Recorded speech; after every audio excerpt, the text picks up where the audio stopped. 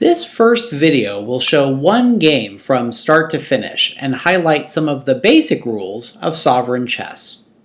We'll start with an empty board and put the pieces of various colors in their starting positions. Next, we'll snap on a grid for easy reference to moves as they are being made throughout the game.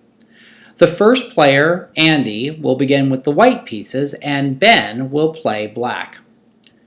White begins by moving his pawn toward the navy blue square, and black mirrors by moving toward the red.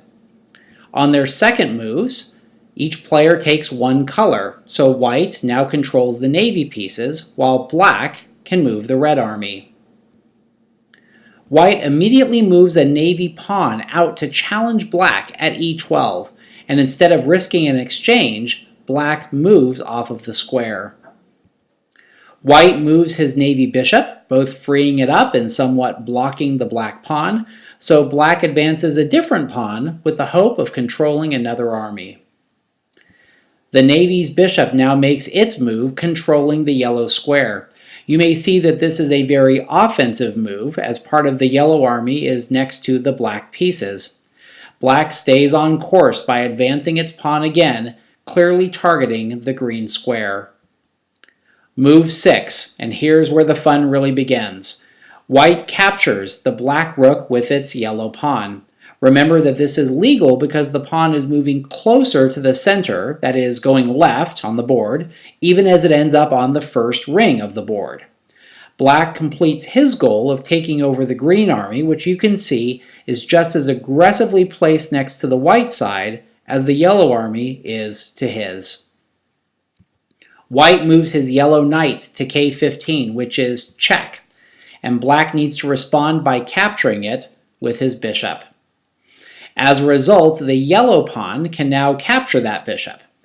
But now that black doesn't have to address any immediate threat, he chooses to move his green knight, which exposes the white pieces to his rook and saves his knight for later use. But white chooses to ignore this concern and captures the black knight with his yellow rook, again putting the king in check.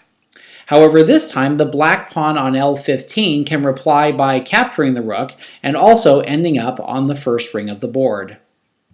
White now advances another pawn, and black seizes upon the opportunity to take the white rook with his green one. Since white cannot immediately capture the green rook, he instead moves out his queen, taking control of the red pieces. Notice that he would not have been able to make this move if black had still occupied the other red square. Black responds by moving out one of his green pawns, perhaps to control another color, threaten the navy bishop, free up his green queen, or a combination of the three. But white sees a bigger opportunity, which is the dark gray square on j7, allowing him to control the two powerful dark gray armies.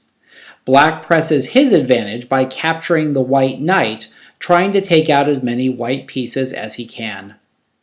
While white could capture the rook with his pawn at l2, he instead moves the yellow pawn, and black advances his green pawn again, now threatening the navy bishop.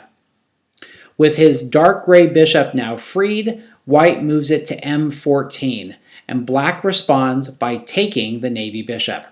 Black now controls the yellow army and is threatening the dark gray bishop white just moved.